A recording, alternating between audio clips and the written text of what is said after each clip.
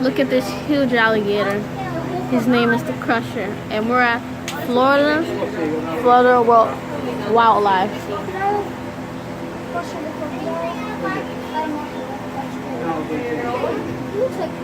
My dad got scared.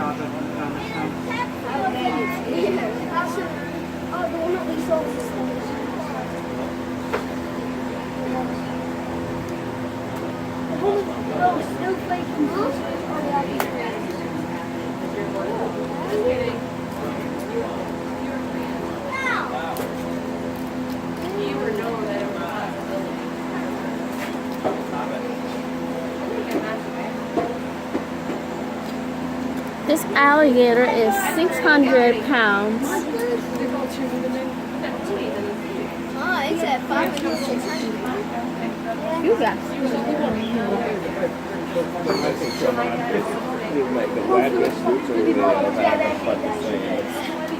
Sorry, you're ruining the video. The people are coming in right now. You're the Jolly Game Town Studios. I want to pinch you so hard.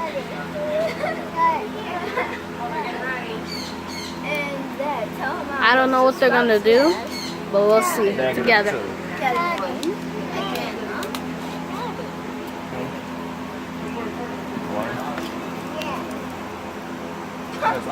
Welcome out to Wild Florida, everybody. How you guys doing? Pretty good, maybe? You guys doing all right over here? Yeah? What about you guys? Doing good? You enjoying the park so far? Good. So thank you guys for coming out. This is our Crusher show. For this show, I'll be the spotter. So that means if something goes wrong, I spot it and run away. So if you see me running, it's a good idea to follow me. Andrew, he's our animal trainer. He's going to be doing a lot of work with Crusher. And Crusher is the star of our show. He's our 14-foot, 1,000-pound American alligator. To let our alligators know it's time to work, we use the Wild Florida Gator call. It sounds like this. 1,000. Never mind, guys. Go ahead and try that for me. Look at his eyes. All right, you look really silly, but you're doing a great job. Alright, so on the count of three, I'm asking you guys to make that sound really loudly. Whichever side's louder, Crusher should move over to you. So 1, 2, 3, go.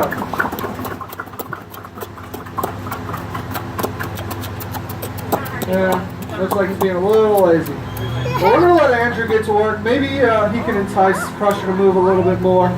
He does have the food. They're going to feed him. So Andrew's going to use that same gator call that I just taught you. He'll also use a variety of visual and verbal cues as well.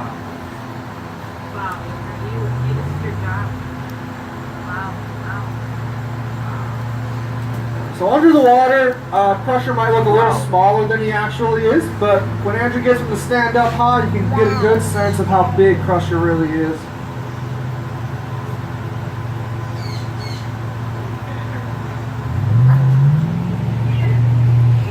Crusher is about 60 years old, so if you guys have been around old men, you may know they're a little slow, stubborn, kind of stuck in their old ways. So to make this a little bit more exciting, I'll try this. Have fun. You're welcome. Now that Andrew's in the water, Crusher's going to be a lot more responsive. Alligators tend to be a lot more possessive over their water rather than the land surrounding the water. All of our training is done with positive reinforcement. So if Crusher responds to a command with the appropriate behavior, we reward him with food, and he really likes chicken, so that's what we feed him.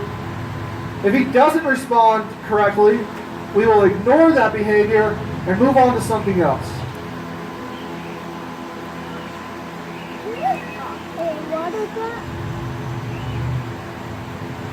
You notice Andrew's touching Crusher's snout. Alligators have a lot of sensory organs located all around their snout. So when you touch their snout, you can trigger them to open their mouths pretty wide. Good boy.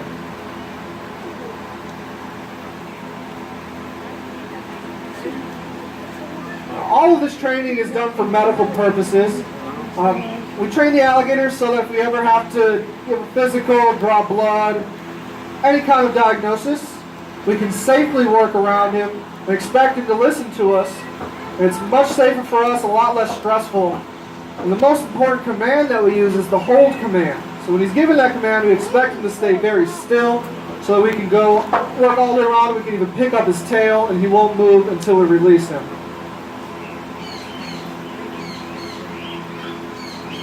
You'll notice that Crusher's using his feet a lot. He's walking on the bottom of his pool. He's using his tail a little bit.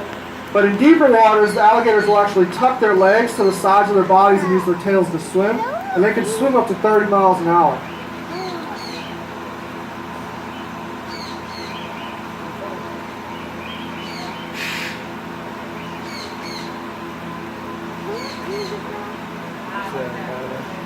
If you get a good look inside of Crusher's mouth, you notice he has 80 teeth. There's 40 on top and 40 on bottom. And those teeth are designed for piercing into a prey item and not allowing it to get away. They don't chew their food. Crusher sometimes makes us look foolish and mouths his food a bit. Did you guys hear that jaw pop? So along with 80 teeth, they also have the most powerful bite force in the world, about 3,000 pounds of pressure per square inch. I can't see. You feeling brave today? A little bit? Alright, so who wants to see Andrew put his head in Crusher's mouth? No? Yes? Yeah, I'm with you guys over here. So Crusher's going to have to open up pretty wide because Andrew's got a big head. He's gonna put his head in his He mouth. chickened out. He's crazy, but he's not that crazy. Here in Wild Florida, we believe in education over entertainment, so we're not going to wrestle or restrain our animals unless we absolutely have to. But we still like to have fun. So here's Crusher, Florida's favorite gator, wearing his favorite hat. It's a good demonstration of his conditioning, mostly his hold command. I do not recommend trying this with a wild alligator. There's a pretty good jaw pop there.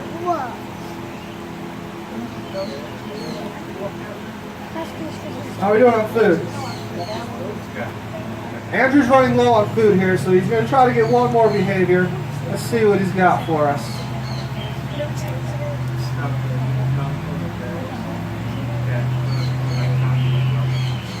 Oh, how cute.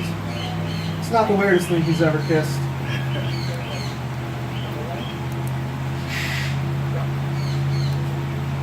Alright, now that he's out of food, he's going to have to get out of there pretty quickly.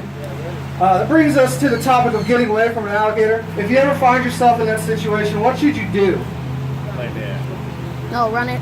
Zigzag run. Run it zigzag. So here in Wild Florida, we hear zigzags almost every day. That's an old wives' tale made up by an angry wife who wanted to see her husband get eaten by an alligator. If you look at Crusher's head, you'll notice his eyes are on the side of his head. So if you ran in zigzags, you'd be running very slowly and right into his line of eyesight. So instead, you run straight. That's where their blind spot is. And you run very fast. If you're not fast, just trip whoever's next to you and you can walk away. Thank you guys for coming out to the Crusher Show. Hope you enjoyed. Our last show of the night is at 4 o'clock just across the path. Thank you guys and have a wild day. Zigzag, huh? Fuck out of here. Get your stuff. This is the last time. If you guys want to visit this place, it's in Florida. It's in Florida, and Florida's wildlife. Bye guys. See you tomorrow.